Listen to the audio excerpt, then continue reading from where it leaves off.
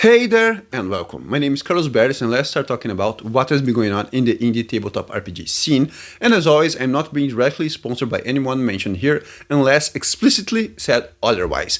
And all the links will be in the description with timestamps if you want to just jump to them and check them out directly. First one is a game that is just live on Kickstarter, that is Tidebreaker by Nick Butler. It is a game that puts the players in control of more than competent characters in an action-packed cinematic game trying to pull some epic actions, actually. It also brings the idea of stunts, big bads, and some other regularly depicted action genre characteristics. It will be funding until the 21st of July with physical and digital options that you can support that with the better of your liking. And now, a more than nice initiative that is currently on a kind of a new stage, that is Write Your First Adventure Workshop. The current edition will start on July 1st, and it is a new stage because they moved towards the storytelling collective from the just Write Your Adventure Workshop. But let's focus on the Write Your First Adventure Workshop, where you can learn from top names in the industry how to create your own writing process, edit, revise your work and playtest it, and even lay out, and some other parts that are core to writing and creating your tabletop RPG materials in general. I highly encourage you to check it out if you want to write an encounter, an adventure, or create any kind of tabletop RPG product, actually. Because education is something that we can all profit more in the industry, and I do believe that it is something that is lacking so far, so I highly encourage you to check it out.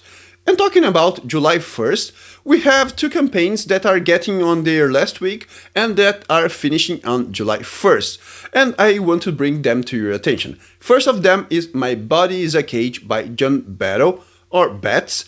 The game reached the goal, but is eyeing some stretch goals actually, and the game takes you, the PCs, onto a dungeon inside dreams, and taking treasures from said dungeon can actually improve the PC's lives outside of the dungeon, outside of the dreams.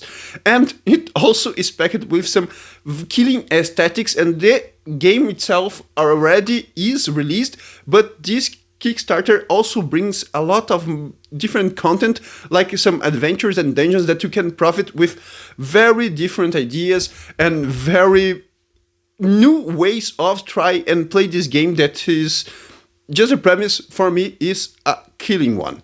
The second one is Arc RPG, which is also packed with killing aesthetics and more than amazing art.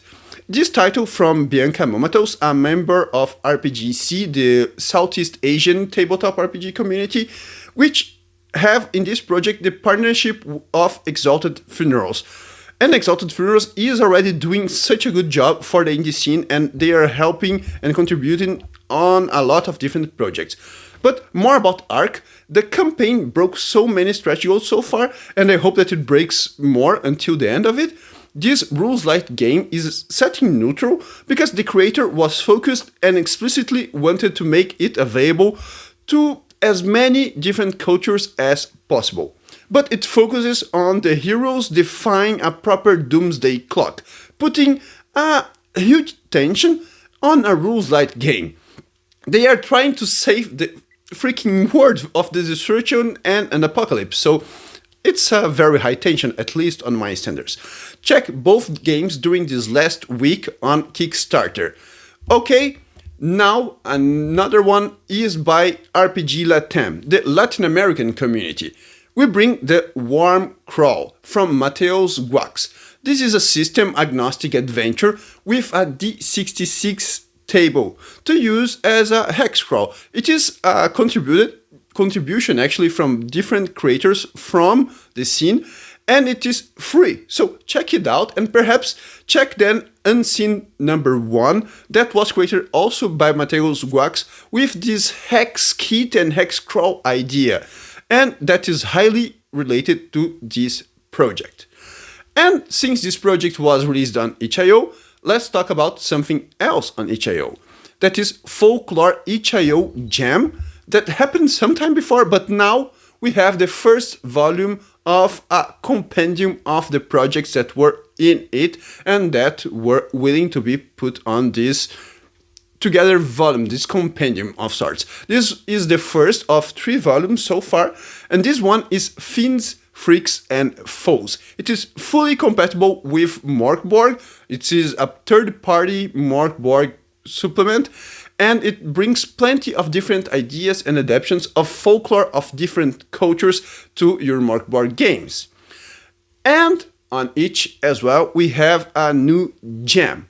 This time, it is the Welcome to the Apocalypse gem, in which you can submit any game that is set in a post-apocalyptic setting, and new and previously released games are more than welcomed.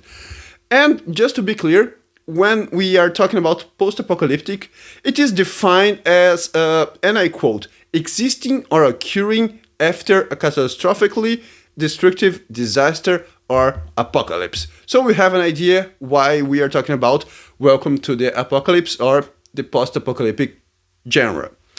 And last, I try to keep this idea fresh and bring to your attention this thread by Federico F. Sons. I don't know how they prefer to be called. And this thread is talking about our perception of art and tabletop RPGs. It can give so many food for thought about how we see art on our games and other games and how we attribute value to the games based on art, that I do believe that you should check out and read this thread. I guess it is 8 tweets long or something like that, so it's not that long, and it brings so many good ideas or so many points of reflection, at least. Check it out. The link is on the description. And I believe that that's it for today. If you like the video, like the video, share, subscribe. You know how internet works. Let me know in the comments what you are liking from it, what you are disliking from it, what you want to see more in the next ones, what you do not want to see, what is helping you and what not. And you can also check my games on itch.io and pay me a coffee if you are just enjoying the series. I believe that that's it for me, and I will see you all in my next video. So, see ya!